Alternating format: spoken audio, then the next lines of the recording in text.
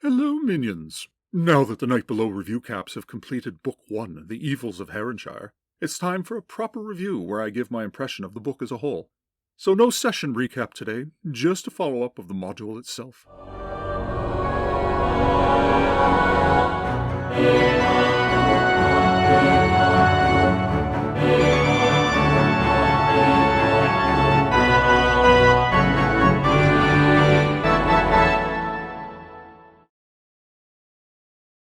The Night Below campaign is a 1995 box set adventure written by Carl Sargent for the Advanced Dungeons & Dragons 2nd Edition rule set, published by TSR. It's meant as a long-form campaign, taking starting characters all the way past 10th level or even higher by its conclusion. The campaign is divided into 3 modules: Book 1, The Evils of Haranshire; Book 2, The Perils of the Underdark; and Book 3, The Sunless Sea. Each book clocks in at 64 pages and will likely encompass dozens of sessions of play. Buckle in and prepare for the long term if you run this one, minions. It's not a one-and-done adventure for attention-deficit players. For today, however, we'll just talk about Book 1. Note to viewers not familiar with the Night Below Review Cap series on this channel, there will be some reference to the events played out therein, but I'll try to keep this review as standalone as possible. Night Below Book 1, The Evils of Haranshire, is a largely competent book, with a decent open-world framework and a simmering plot. The lands of Haranshire are fleshed out enough to give you the flavor, but vague enough for DMs to personalize the setting. There are a few prescribed beats, and it equates to a soft railroad overall, but nothing too egregious that completely saps the player's agency within the context of the scenario. A fair number of pages are used up in the opening of the module to explain overview details to the DM. Interestingly enough, despite being a module for 2nd edition, it guides the players to a more 1st edition style of play, suggesting a treasure for XP metric as well as level training, further suggesting that the story is meant to be a slow burn spanning years. While the setting of Haranshire is a vast canvas for open-world expedition, the scenario in Book 1 does have some pre-plotted encounters where the DM is encouraged to railroad and fudge the outcome. For instance, in the opening salvo, where a group of ruffians attempts to assault the characters and capture any spellcasters, the module suggests that if the fight goes poorly and the PCs are defeated, they should be rescued by an unknown agent, revealed to be the druid Olean, to let them know how dangerous things really are. Further, there's a pre-plotted assault by Ranchifus and his goons, meant to be difficult, but the book also suggests that the PCs are to win and again save their butts if they lose. That's the sort of advice I can't generally get behind. This sort of thing may seem exciting on the surface, but ultimately diminishes the experience, especially if the players suss out that they have been saved so the story can continue. That said, the encounters and hooks within the module do offer up some great challenges for players. The module provides a gazetteer fleshing out the county and offering many different hooks for players to bite, and using this in a classic sandbox style will allow you to mine many sessions out of Haranshire. There's a lot here, and likely players will not even encounter all of it, and that's a good thing. Our playthrough on this channel didn't even get to the Aarakocra, the Eelhold, or the dragon in the Shrikenmire, all of which are exotic and potentially dangerous situations, but they are still possible in the ongoing play. The 2 towns, Milbourne and Thurmaster, are detailed well enough to provide flavor, and key NPCs to get you started with the personality of the region.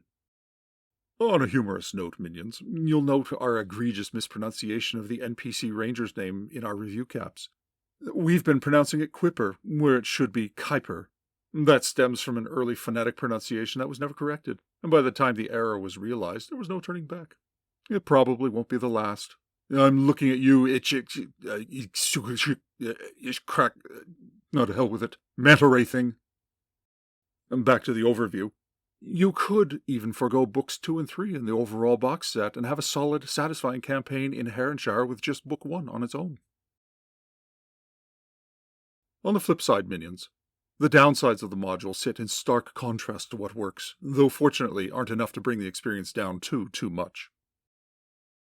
The opening mystery of the disappearance of Jelennith isn't going to be much to motivate your players for very long. Further, she will likely be forgotten about in short order, even with the later clues as to her fate tossed in among the treasures.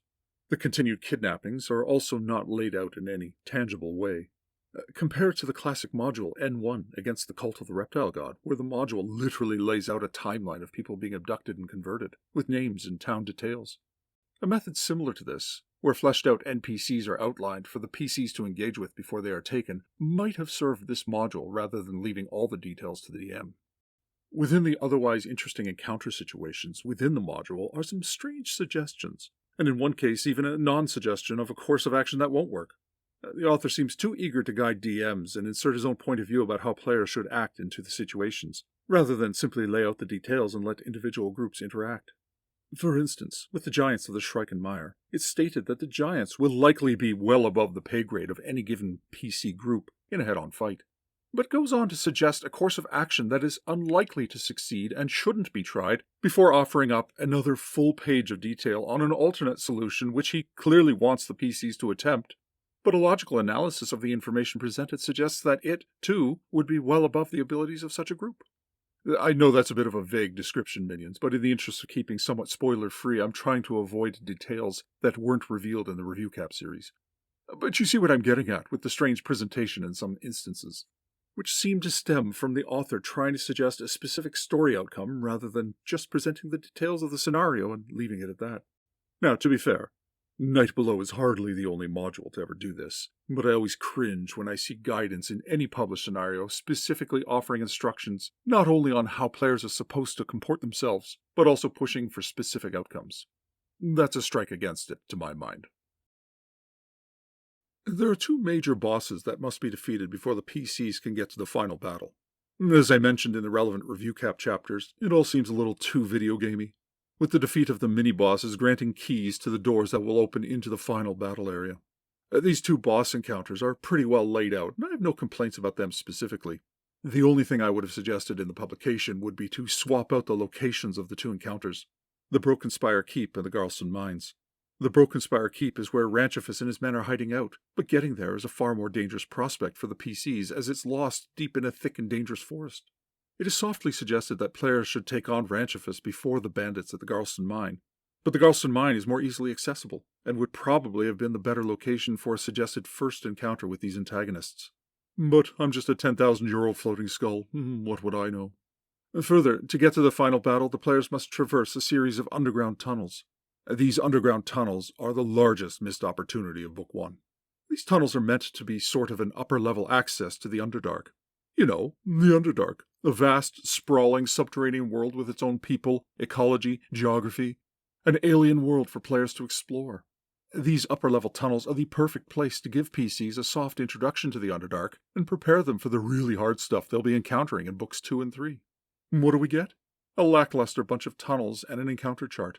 There is no guidance to the DM on how to play in the long, dark tunnels, what they look like, how creatures can thrive down there, and more importantly, how PCs can learn to survive down there for long stretches.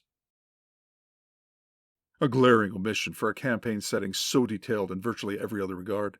Books 2 and 3 give little more on this, but Book 1 is noticeably void of anything. My final criticism pertains not to the written material, rather the supplemental goodies that come in the box set. The 3 module books are well and good, as are the selection of handouts for the players to help immerse them. But what I hate are the poster maps that come with the set. Full-color, poster-sized maps containing the information the DM needs to reference in-game. What a pain in the ass. I'd much rather have a map book, akin to the Temple of Elemental Evil mega module, over these ridiculous posters. They also include tactical maps for you to lay on the table and play with minis in very specific locations. Really, a vast campaign-length scenario, and they give you tactical maps for a few specific encounter beats? This is a waste, minions. Oh, I'm sure people will get use out of them by virtue of sheer stubbornness to not waste anything that they paid for, but for my money, it was a dumb idea. Especially since there's no redundancy in the modules themselves. So if these posters are lost or destroyed, then you're SOL. With all of that said, minions, I still have to rate this module fairly well, as despite a few hiccups, it will engage your players with a variety of encounters and a reasonably decent mystery. Pros. Open world exploration with a vast county to explore will give plenty of opportunity for encounters and adventure, and it's easy to port in extra scenarios. A slow burn, no need to rush to a conclusion, and decent enough intrigue and threat. Cons. Soft railroad suggesting a path, though thankfully can be ignored. Poorly thought-out subterranean tunnels really could use better fleshing out. Odd, bloviating suggestions on how some encounter should play out instead of just providing basic details and letting players and DMs figure it out. My final rating? I give it an overall B. Well, minions, with that, we officially conclude Book 1, The Evils of Haranshire. 28 review cap videos and 1 dedicated overview. Not too shabby. I look forward to see how the PCs interact with Book 2, The Perils of the Underdark. Stay alert for my summons on those videos. Until then, ta for now, minions.